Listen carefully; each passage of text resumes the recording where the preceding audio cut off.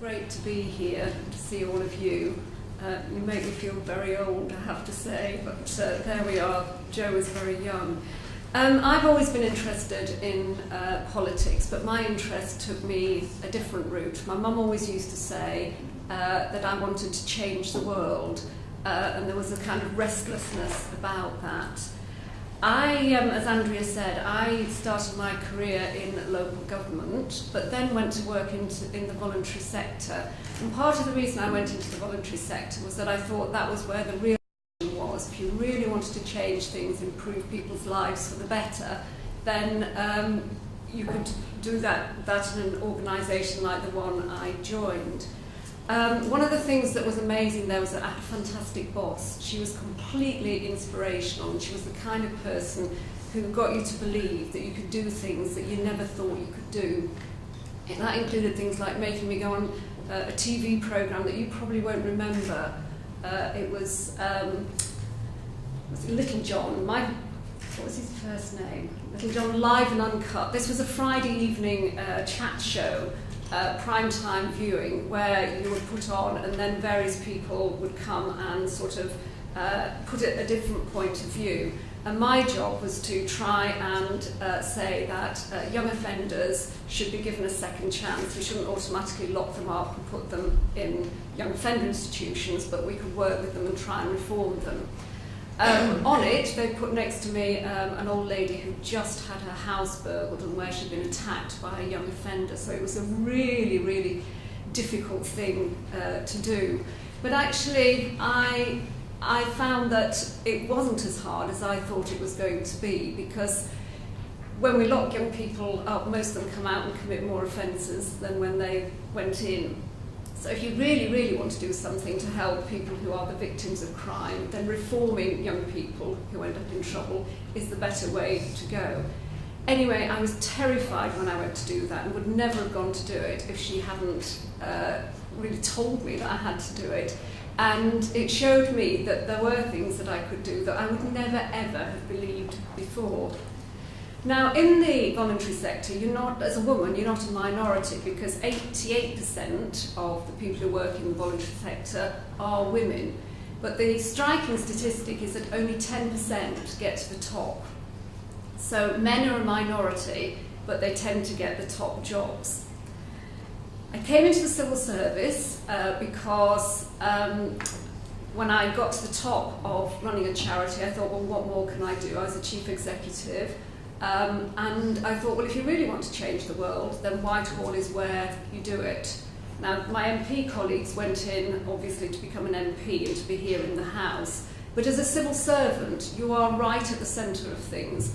You're advising ministers on what their options are, you're working things out, you're helping them to put their policies into practice. Because they all come in, I think, all the people I've worked with, they come in because they are committed to changing things for the better.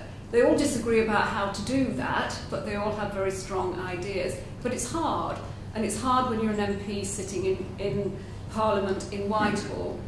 So the job of the civil service, or part of the job of the civil service, is to help MPs and ministers like Jo, who was just talking, really put her ideas into practice. Now, when I came into the civil service, I came in at quite a senior level, but again, I was a majority. 53% of staff in the civil service are female, but again, a bit of a familiar picture, a bit better than the voluntary sector, actually, I was surprised to see. 30% of the senior civil service are women, and that's been a picture that has been improving. When you go right to the top of civil service departments, you have someone who's called a permanent secretary, which is a bit of a funny name. I think one of the permanent secretaries said he went to China and someone thought he was a kind of a permanent typist, or an everlasting typist, but you're not. What you are is you're the person who runs the department. When you look at the people at the top, the very top, only 6 in 38 permanent secretaries are women. So there's a story here about women not necessarily getting to the top of organisations. And we have to ask ourselves, well, why is that?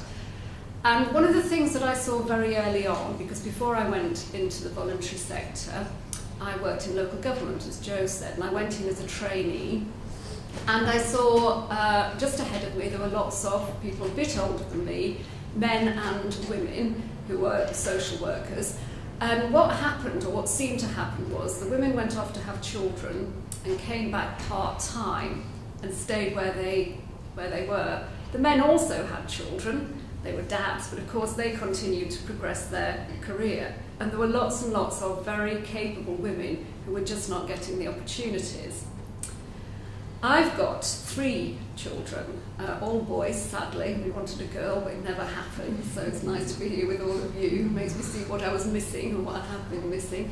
And one of the things I did was I went straight back to work after I'd had my kids. And it wasn't just because I thought, oh, I'm not going to get on in life. Actually, I wasn't very good with small children, sort of wailing babies and doing things like sticking and gluing and things like that. It wasn't, at all what I was good at. I liked them when they were a bit older. So what I did for a number of years was to pay for someone else to look after my kids. Most of my salary went into paying for someone else to look after my kids, and I came back to work. So I think the issue of having kids is still an issue, I think, for women. And I think even where you have a supportive partner, as I do, I work longer hours than he does. He gets home earlier than I do. He, makes the tea for everybody. He doesn't mind that I earn more than him. Lots of men find that quite difficult, but I've got a very supportive partner, so that's great. But having kids and taking time off and coming back part-time, I think organisations are still not very good at recognising that women who do that, or women who come back as job shares, can be just as good and get on as fast as men. It is changing, but I think we need to do more to change it. I think as well that women can hold themselves back.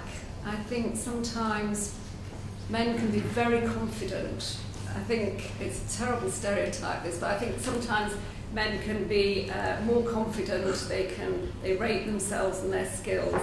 I think that women sometimes don't do that. I don't think I did. I think I thought I wasn't necessarily capable of getting to the top. And I think the support of some really good women around me made the difference. As I say, my boss at one time was really helpful. I had other women who were role models for me. And gradually I just thought, well, why not? Other people are doing it. Men are doing it. I'm as good as them. I can do it. And I think if you are determined, then you can really get to where you want to. But you've just got to really go for it. I now mentor and support a number of women in the civil service who want to get on and part of what I do is to give them the confidence and the self-belief to go for it, because they've got the talent, they've got the ability, they're very, very capable of doing these top jobs, but they don't always push themselves forward. So one of my messages to you would be never underestimate yourself, really understand the talents that you have, be prepared to go for it, and be prepared to get some support if that's what you want.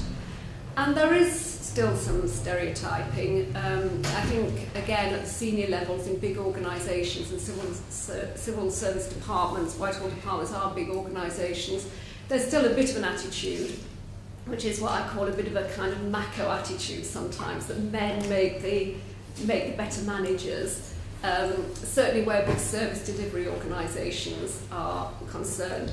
That again is changing, and women are really showing what they can do and what they can deliver. And everybody has a different style.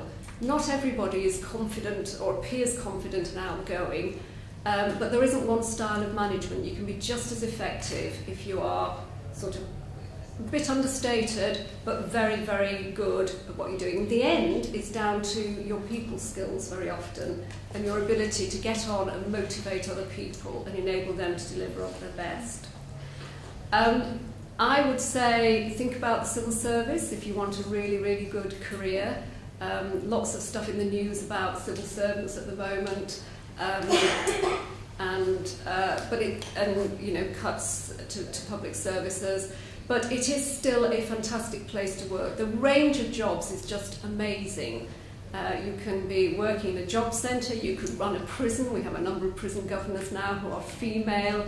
You could be working on the borders for the UK order agency, or whatever it's called now. I think it's changed its name again. Or you could be a top leader. You could be running a big department, managing lots of staff, and working with politicians, because your job as a civil servant is to really understand what your minister wants to achieve and do your very, very best to enable them to be able to achieve it. So, fantastic place to work, lots of women, lots of opportunities. So if you don't want to become an MP, do think about becoming a civil servant. Okay, thank you very much.